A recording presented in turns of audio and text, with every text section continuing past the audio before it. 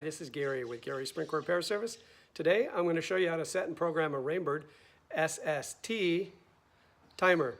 That stands for Super Simple Timer, so you should be able to figure this one out. All right, let's take a second to show you what we got here. The Rainbird SST timer, really nice timer.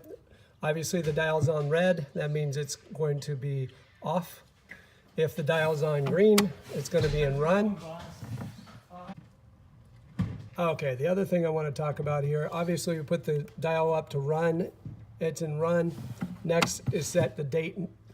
So if we want to set the time, you can see here it's currently set for 12:52 p.m. If that number is located above this toggle, you use this toggle to change the time. If you want to go to the next position, you go to the date.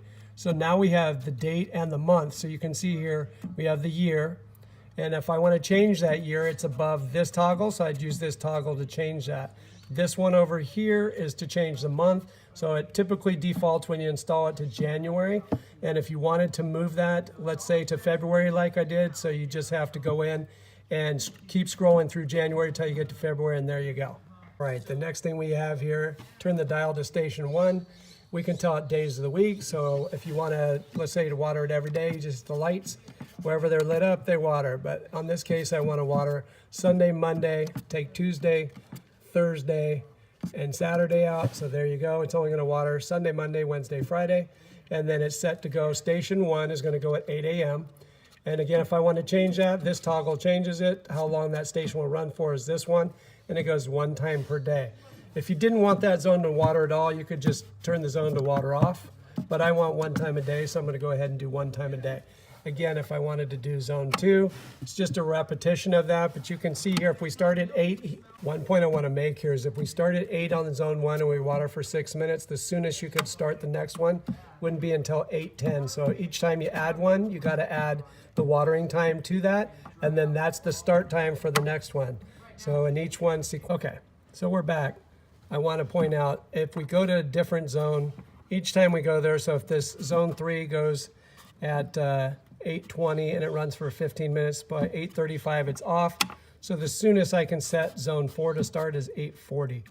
Also here you can see we have 1 start time. We can choose it off on any station, and it'll only turn that station off. So if you have a zone that's getting way too much water and you wanted to dry it out for a couple days, you can turn it off.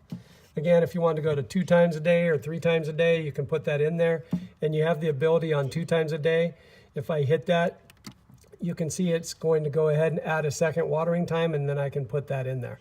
So the older generation SST timer, it doesn't let you do that. You have to keep pumping that, and it puts additional times like 4 hours, 6 hours, and it moves them ahead. But right now I'm just going to go with 1 time a day on each one of these zones. We also have odd and even, so if you just wanted to not do this and you just wanted to hit odd days or even days, you can choose them by using these guys here in lieu of individually changing them.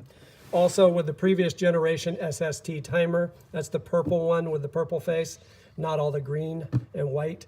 On that timer, when you set the days of the week manually here, Sunday, Monday, Wednesday, Friday, it does it independently per zone.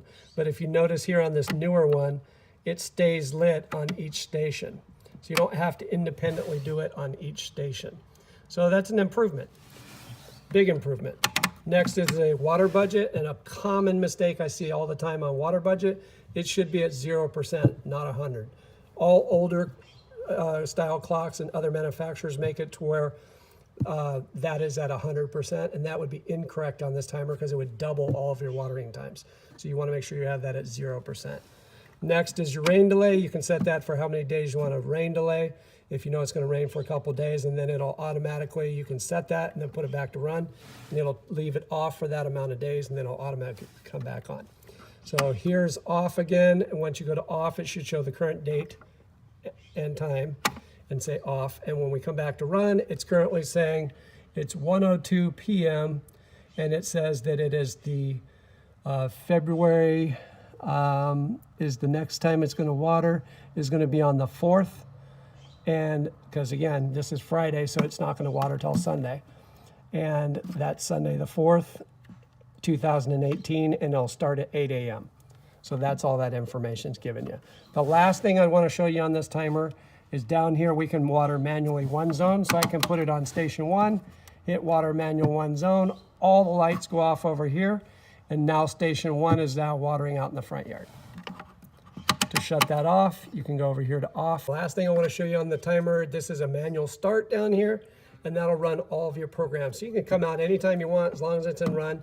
Hit that button right there, and it'll start off on zone 1. It'll sequentially run them all 1, 2, 3, 4, 5, 6. Shut off, be ready to go for its normal date and time. If you want to pulse through those stations, just keep hitting it, and it'll start at 1, and then you go, okay, that looks good. Hit it again. It'll move on. Well, hopefully you liked our video today. This one was a short one, but they don't always have to be long. If you liked it, be sure to subscribe and hit the subscribe button and tap the notifications bell so that you'll be notified anytime we add a new video down the road.